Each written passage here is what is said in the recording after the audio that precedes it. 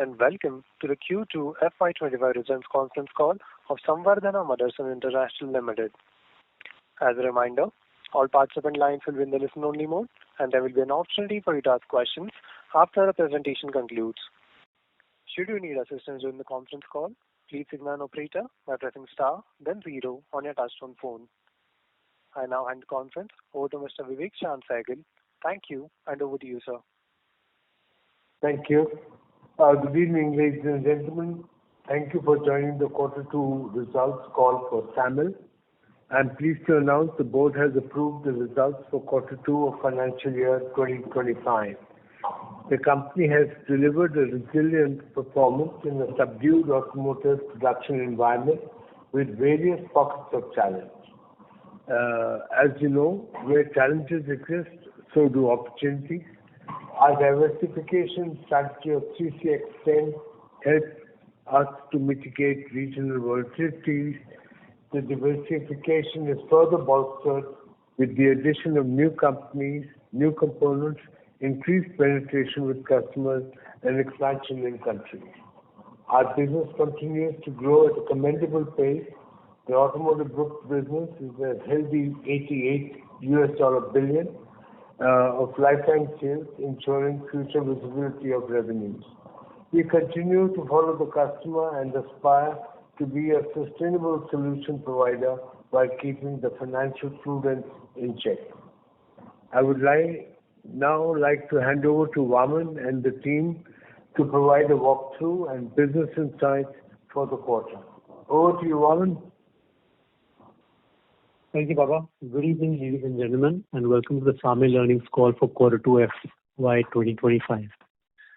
SAMIL reported quarterly revenues of approximately 27,800 crores, up 18%, with a reported EBITDA of 2,641 crores, up 32%.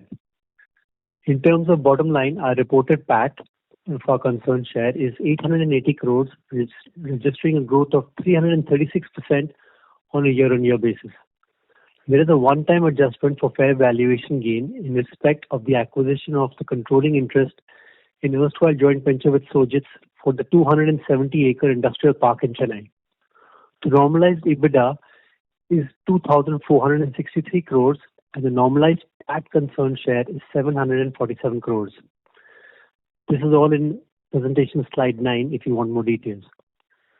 Please do note that Q2 is usually a seasonally weaker quarter with the summer holidays and planned shutdowns in Europe, and our performance should be viewed in this context. On the revenue side, we continue to grow due to various contributing factors. The organic business continues to outpace the industry growth and deliver consistent increase in content as a result, which we have registered a 4 to 5% growth over the market using the light vehicle numbers as a proxy. Further, the acquired assets continue to contribute to enhanced size and scale and open multiple avenues of synergies with the rest of the business. As of September 2024, we have a large automotive book business of $88 billion, providing visibility over the future revenues, which is to be executed over the average of next 5 to 6 years. On profitability, despite all the external factors at play, we have remained resilient and delivered an absolute normalized EBITDA and PAT of 2,461 crores and 747 crores. All businesses continue to improve operating efficiencies and all costs have been taken upfront. We are working closely with our customers and are in continuous dialogue for sharing some of the pain created by the volatile production environment. In the quarter, the automotive production actually declined by 5% on a year-to-year basis. Refer to slide 6. There are also various regional factors at play. In Europe, for example, it is being attributed to delay in new launches due to lower than anticipated demand for electric vehicles. In China, for instance, there is a shift of consumer mix which is visible between the regional and the international players. So the auto industry is going through a transitionary period with change in platform mix and content. On a year-on-year basis, excluding China, EVs have not really grown as anticipated, while hybrids are picking up at a faster pace, and ICE models continue to have long tails. Due to this unanticipated platform evolution, the OEMs are realigning their strategies and program launches are impacting the production volumes in the near to midterm. The quarter also saw a mixed bag of macro indicators, with interest rates and inflation being stabilized and showed signs of cooling down. But commodities such as copper, while cooled down during the quarter, is again on the rise. Energy prices in Europe as well are at an increasing trajectory. All this coupled with logistics and supply challenges have led to increased inventory and working capital requirements. We have more information on this on slide 5 and slide 13.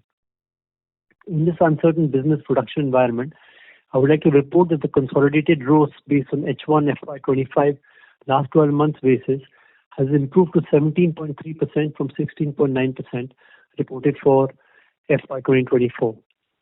Our constant focus on improvements in each unit has made this possible despite subdued production, consequently resulting in an inflated working capital.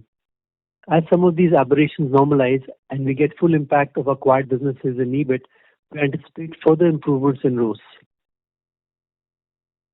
To stay aligned with the market conditions, we have recalibrated our capex estimates for FY25. We are now estimating to spend 5,000 crores plus minus 5% versus the earlier guidance of 5,000 crores plus minus 10%. This is despite the enhanced business parameter due to the newly acquired businesses such as Yachiyo, Lumen, ADI, etc. Even though these all are there, the capexes are still going to be part of the earlier guidance. As an update on greenfields, we now have 5 out of 19 operationalized and in ramp-up phase. We expect another 8 to come online in the second half of this fiscal year. This is a strong testament to our commitment to invest as per our customer requirements. We closed the quarter with a net debt of approximately 10,500 crores versus 13,500 crores in June 2024. The net debt in the quarter currently includes 1,500 crores of CCDs, which were issued in September as a part of the capital raise. Without the CCD, the net debt position is approximately 9,000 crores.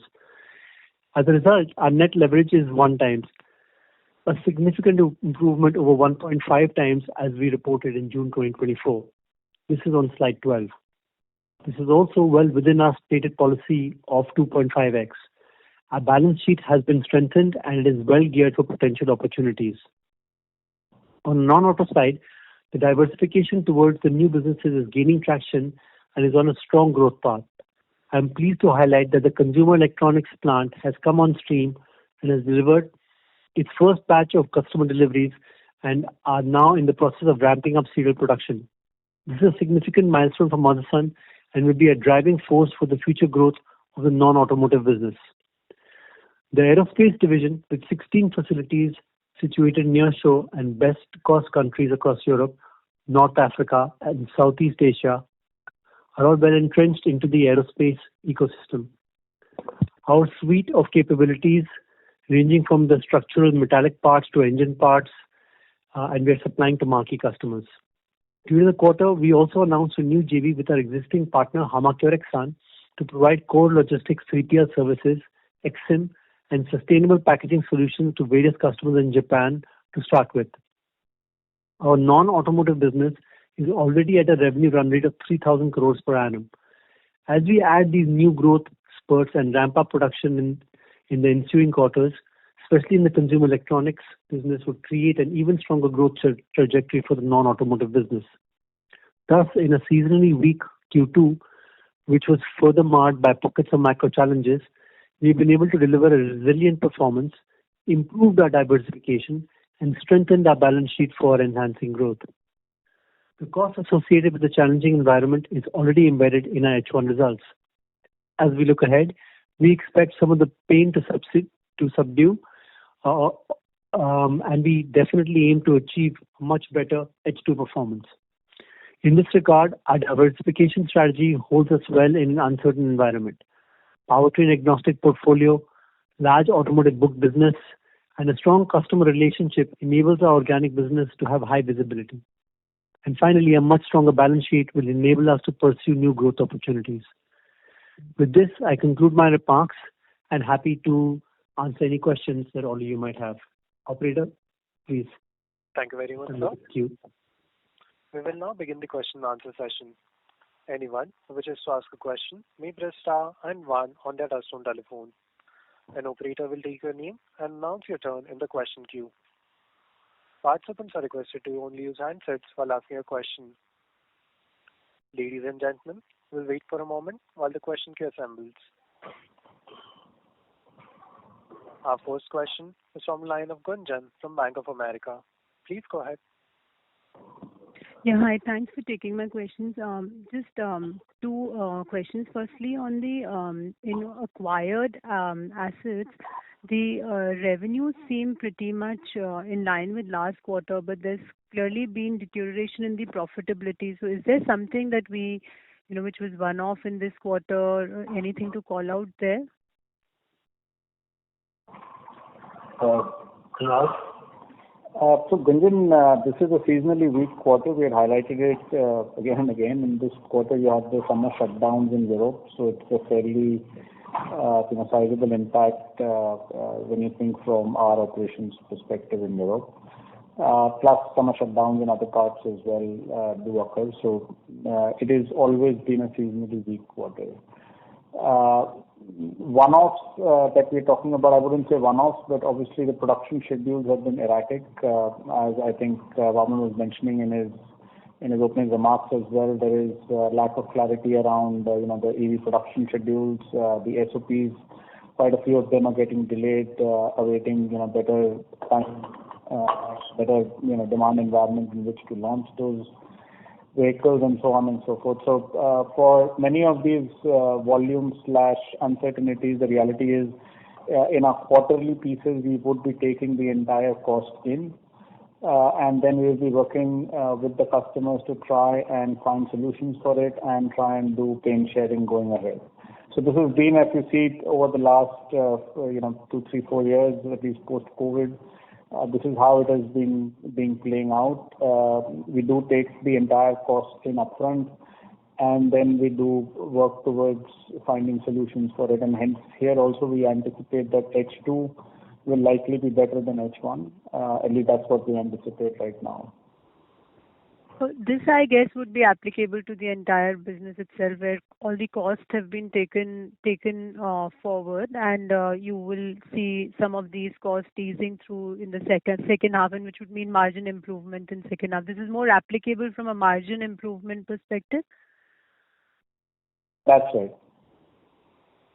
Okay, got it. My second question is on the leverage. I mean, you did speak about the working capital, but if I look at in the span of 6 months, actually, despite raising of fairly sizable equity money, the debt has remained pretty stable. So how should we think about working capital reversal? And also if you can share a little bit on how whenever the normalization happens, the deployment or the opportunities that we've been talking about, how should we think about that? Is that something which is in next 12 months? It can take longer. Any thoughts around that? So look, from a leverage perspective, our leverage has come down on a net basis. It is down to 1x in this quarter from 1.5x in the previous quarter. Having said so, there is still cash on the books which has got paid down in November. As you mentioned, we would be utilizing the proceeds to pay down the debt as it comes due.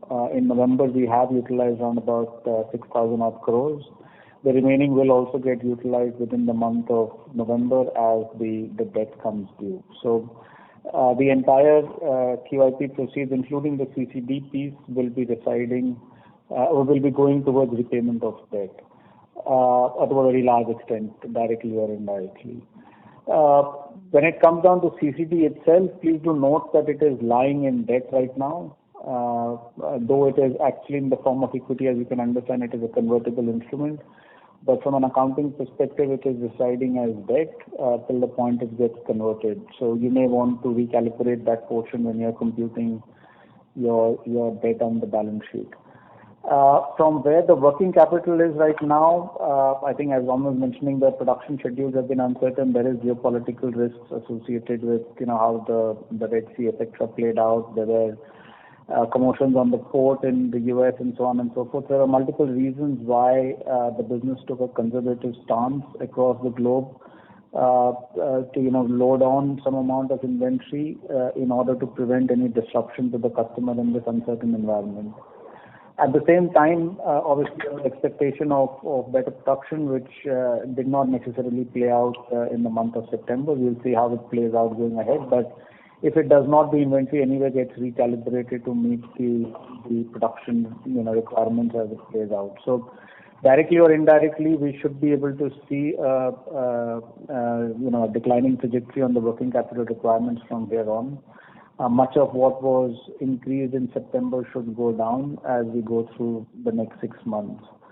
Also, Gunjan, this has traditionally been always the quarter in which we have the peak working capital, because you come off the summer shutdowns, then you build up the inventory in anticipation of the ramp up in quarter 3. Quarter 3 typically is the peak production volumes, and hence you build up that inventory in anticipation of that production volume kicking in. So there is a degree of seasonality in there, but then there is a degree of conservatism, as I said, that we have built in right now in it, which we expect to normalize as we go ahead. So from a leverage of around about 1x right now, we anticipate that by March 25, we should look somewhere between 0.5 to 0.75x, depending upon how the production schedules and deleveraging takes place. Got it. That's quite helpful. And if you can comment on the growth opportunities, I'll join back the queue. We can't really talk about the inorganic piece. Organic pieces, I think you would have seen that we have commenced 5 of our 19 facilities in this H1. In the H2, we will be commencing 8 of the remaining 15. So a chunk of that will be coming on stream. Vaman spoke about consumer electronics kickstarting. We have done our test runs on it. Now they will start producing for the customers, and the ramp up is expected in H2. This is without considering the larger facility, which will only kickstart in latter part of 26, early 27. So all in all, I think organically there are many legs of growth. You've seen the 88 billion order book as well. That's also grown from the 83 odd or 84 odd billion in March. So multiple facets of it, and that's why we do believe we will outperform the market. What we do not obviously know is how the market does. That remains an uncertain piece. But whatever be it, I think with our positioning and our diversity, we should be able to outperform the market. Inorganically, we will react to it. I don't need to tell you the state of affairs on some of the peer sets. You would probably know them better than we do. But on a relative scale, I think we will be one of the players having the strongest balance sheet in the industry now, and that should augur well, especially when pain increases and there are only a few players which can actually provide solutions at that stage. So that's the positioning we have put ourselves in, and that should augur well as some of these opportunities play out. Time-wise, very difficult to predict. On the inorganic front, we always have our head on our shoulders, so we're not in rush to do anything in here, but we'll work pragmatically with the customers to find a good solution and a solution that works for them as well as works for us financially. Got it. Thank you so much. Thank you. Our next question is from line of Amyn Pirani from JP Morgan. Please go ahead. Yes, hi. Thanks for the opportunity and congratulations on a good result in a tough global environment. My first question is on Europe. You had done a significant restructuring last year, and this year we've seen some of your large customers in Europe actually shutting down plants. So my question was that, was your restructuring in anticipation of what is happening at your customer end this year in Germany and Europe, or does this mean that there is more restructuring to come based on the actions of your OEM customers? Aman and Kunal? Yeah, I can take that. Look, if you see the news that is coming out from all the German OEMs and in general in the industry outlook, we are being cautious. I think the good thing about us is that we've had obviously multiple opportunities of growth, multiple acquisitions, and hence, obviously, some restructuring has been deemed necessary to make sure that all the plants are running at high efficiencies. At this point, we don't see any further, consolidation from our end. Like we said, we have a very strong order book. We have a very strong delivery schedule that has to come up. But small things we'll keep pruning to make sure that all our plants are running at high efficiencies. But luckily for us, we have an order book and we have a growth trajectory. And the organization is only to make sure that all the plants are driving high efficiencies. Okay, that's good to know. Secondly, since you've decided to utilize the QIP proceeds for reducing debt, and then whenever the organic opportunities come up, I'm guessing you'll have to lever up again. So, is it because you believe that the debt that you may have to take for the inorganic opportunities will come at a lower cost? Because you could have, kept the cash balance also. So I'm just trying to understand from a allocation point of view, like how you're thinking about when you need to lever up and what are the interest rates, going to be.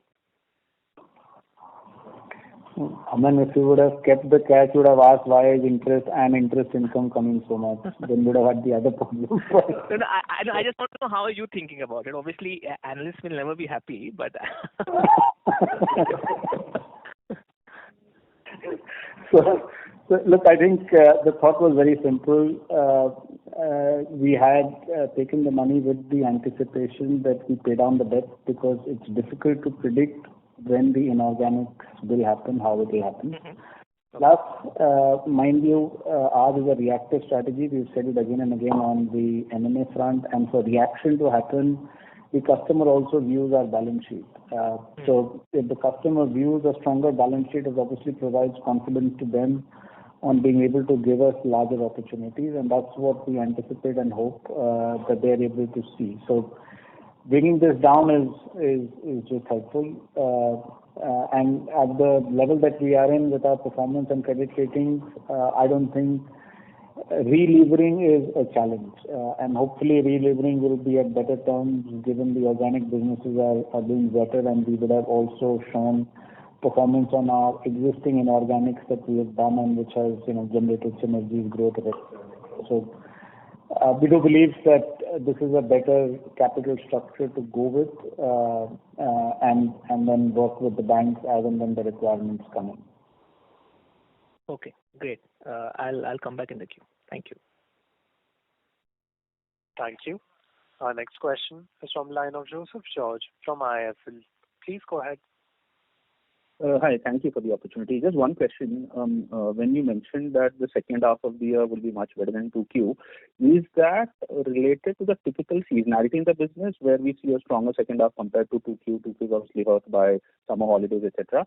Or are you really seeing an improvement in the underlying business excluding the seasonality impact? And if so, what are the factors?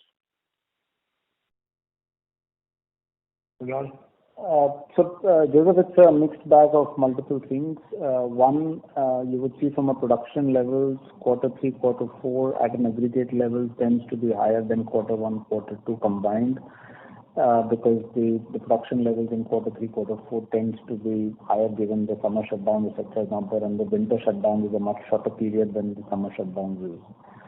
So that's one. Two, as we mentioned from a margin profile perspective, you have all the pains getting taken in the first few quarters, and you work actively with the customers to either seek compensation solutions or pain sharing as the case may be. And that starts kicking in only in H2, and hence you see a ramp up on H2. We've always said, please view us on an LTM basis. You may get our picture wrong if you look at us from a quarter-on-quarter basis. And we do anticipate that even in H2, at an aggregate level, we should be better than what we did last year, plus better than what we have done in H1 right now. At least with what we know of the markets today, that is what we can foresee. The market volatility remains, uncertainty remains, geopolitics remains, which is all difficult to predict. But on the positive side, we have a much diversified platform on every count, which even if any of these were to hit us, we do believe we'll be a lot more resilient than many other players. On a relative scale, we should hence be able to get a much larger share of growth opportunities going ahead. Got it. Thank you. Welcome. Thank you. Participants who wish to ask a question may press star and one at this time. Participants who wish to ask a question may press star and one at this time.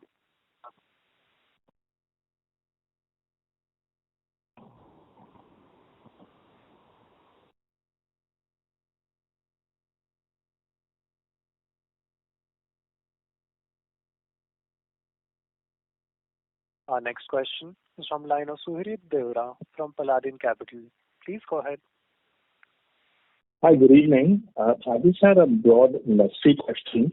As an outsider, it seems to me that the Chinese auto manufacturers are becoming more aggressive and more relevant, not only in their own country but in other countries.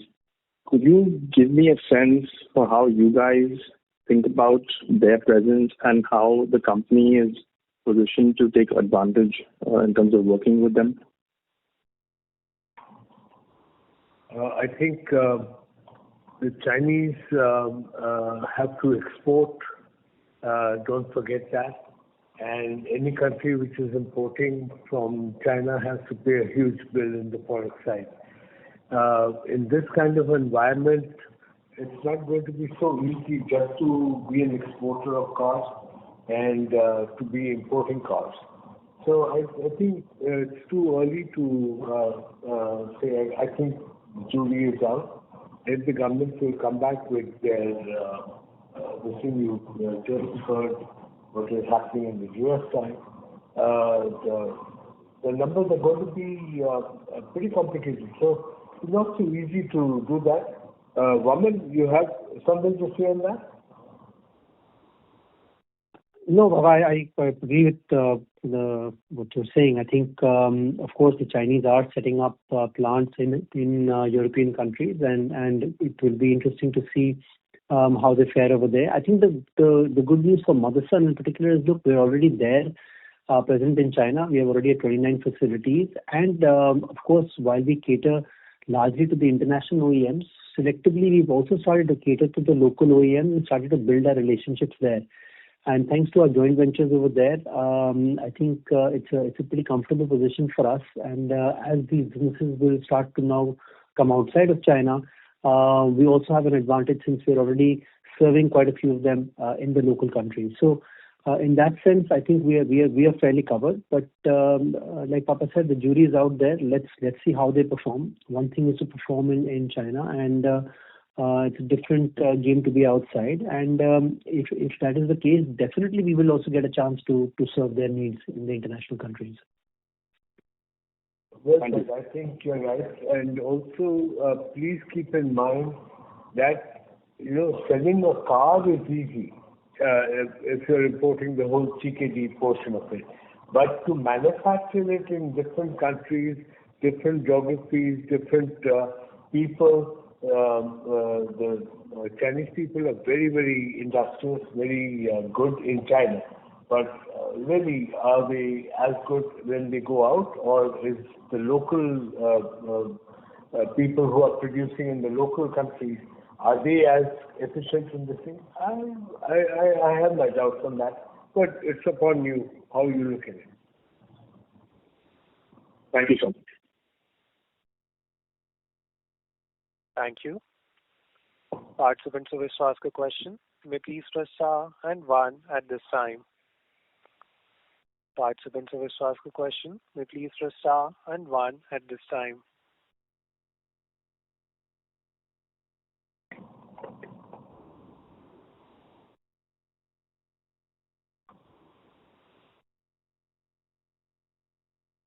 Next is a follow-up question from the line of Gunjan from Bank of America. Please go ahead. Yeah, hi. Thanks for taking my question again. I just wanted a little bit more color on the consumer electronics business. You mentioned that the first batch of production happened in November, and we'll get into mass production. So anything that you can share now in terms of the revenue scale up of the business? Vaman, Yeah, I can take that. Look, it's still of course small. I think we have said that our bigger plant is already starting construction this month, and that will take a year and a half for it to be fully up, and that's when you will see the full impact of the volumes. But I think the good news is that look, it's not, you can't go from 0 to 100 without having any experience in it. So from our much smaller plant that we set up for the pilot line, I think that's already been approved, and that's going to start supplying like we've informed. So that's a very big step for us. In terms of revenues, the impact is still fairly small. That will continue to ramp up till the main plant is up. But we will come back to you when the revenues get meaningful.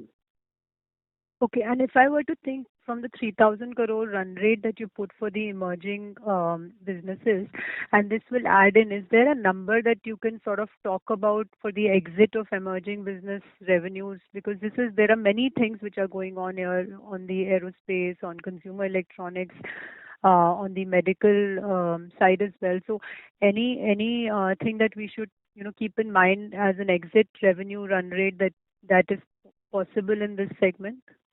I mean, I'm talking about the entire emerging business piece.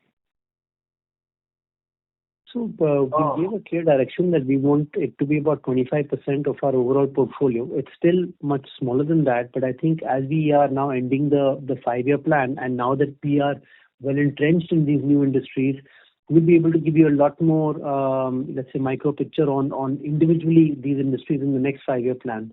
But the long direction that was set by Papa for the group was the 25% of diversification, and I think that's something that we will continue to and keep in mind as we move forward.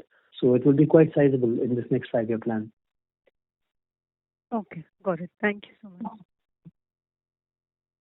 I think the largest plant of Motherson, which was supposed to be in USA, will be beaten by the plant which is coming up in Chennai. And just for this thing to give you an image of what kind of plant it is, it's going to be about 500 meters long, half a kilometer, and it's huge. That's going to even beat the Alabama plant of Motherson. So a lot of things in store.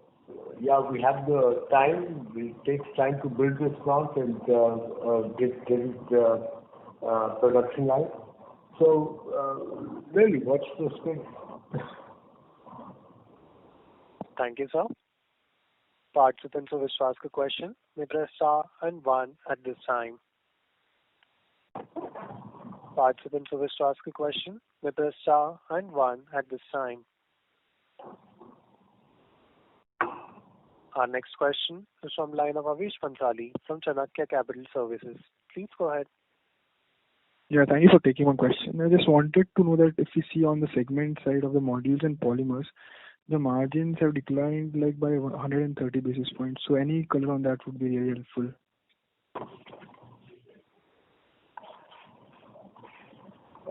Robin, yes, go ahead. Yeah, look, like I said, I think most of the piece that we were looking at in terms of the restructuring was in the modules and polymer piece. So definitely we are setting up the base so that we can stay in line with what's happening in the market. But I'm quite confident that this quarter was probably one of the weakest quarters that we have, and we should improve moving forward from here. So please don't just look at it during one quarter. I think year on year, as you will see the improvements coming, I think we are making the right moves in the reorganization, and with the acquisitions, we have a good growth opportunity funnel that's over there. And I'm sure that a much better performance is coming in upcoming quarters. Thank you. That's all from my side. Thank you. Next is a follow-up question from the line of Joseph George from IIFL. Please go ahead. Thanks again. I had a follow-up question on the consumer electronics business. So, if I recall right from, I think, either 1Q or the last fourth quarter phone call, there were two pieces to the consumer electronics piece. One was the assembly business, and second was component manufacturing in the joint venture with BIEL. If it's possible, can you give an update on the two of them separately? And secondly, large plant that you mentioned will come up in 1.5 years. Is it assembly or is it component manufacturing? Just some clarification there. Yeah, I can take that. Go ahead, Robin. Yeah, look, both of them have come online, and the larger plant will obviously be between both of them. The larger piece is, of course, the manufacturing piece together with our joint venture partner. And like I said, on the pilot lines, we are quite happy because the lines have been set up and have been approved, and we are starting the small shipments as we speak. So the plan is to begin both, but manufacturing of the glass piece is the one that's going to be the largest part of the business. All right, and that's the one coming up in 1.5 years. That's right. I think the pilot lines are already doing both of them in a small way, but the last plant will be coming up in 1.5 years. That's correct. Perfect. Thank you. If I might add, Joseph, just so it is clear to you, the entire consumer electronics business is a joint venture with BEL.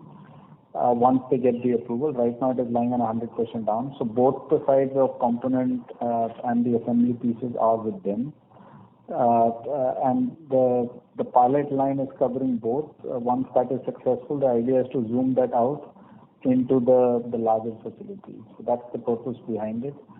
And as this works out well, in the next 1.5 years' time, we should see the new facility up, and that's when the sizable ramp-up will happen. Understood. Thanks, Kunal.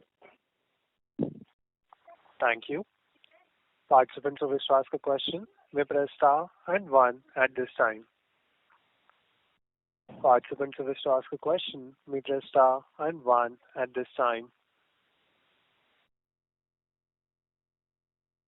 Our next question is from line of Raghunandan from Nuvama Research. Please go ahead.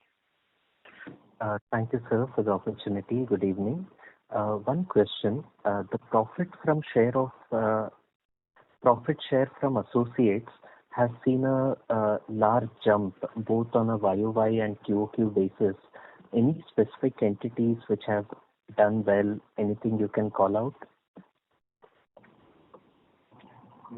Yeah, look, I think in general, businesses have done well. Our China joint ventures have done well. Our Indian joint ventures have done well. So that's part of the reason. The other part is we bought stake from Sojitz, as you're aware, in our MAFL facility, and the line was sold to our joint venture as well. That profitability is also residing in that piece of round about, I think, 70 odd crores, if I remember right. So that's there in the presentation as well. You can pick it up from there. So that's the other reason why the share of profit from joint ventures have gone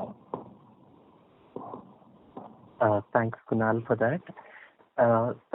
On the order book side, being a powertrain neutral company, we have strong exposure to all powertrain vehicles. How do you classify the focus on hybrids? What would be the share of hybrids in our order book and current revenues? Go ahead, Kunal. So, Raghu, I think in our portfolio, we have currently diversified it or split it between EVs and non-EVs. In the non-EVs, hybrids also exist. But as you know, hybrids is a combination of ICE plus an electric motor / battery, etc., embedded into it. So from our product portfolio perspective, we do not club it separately because it is not necessary that the product has a different construct in a hybrid. And hence, it's difficult that all product lines, it is difficult to put it under separate because we still supply the line. The customer could decide to make an ICE or an hybrid as the case may be. So we may not be able to fully decipher it at our end, and hence our linkage is between EVs and non-EVs, so to put it. Having said so, hybrids have caught the fancy of the market. I think that's the highest growing segment. And for any slowdowns that we see in EVs, at least versus anticipated growth, we do see hybrids kick in. And in most of the cases, we would have that share as well. So directly or indirectly, I think our order book does reflect a decent proportion of all different powertrains, including hybrids. Thanks, sir. And also fair to assume that content per vehicle is generally higher in hybrids compared to ICE? Generally, it would be, if you look at typical hybrid, it will typically have a premiumization angle, even if it's within the same model. And hence, it obviously carries then a higher content because it's supposed to be a much more premium product than the ICE. So yes, generally it's true. Thank you, sir. Thank you. Participants who wish to ask a question may press star and one at this time. Participants who wish to ask a question may press star and one at this time.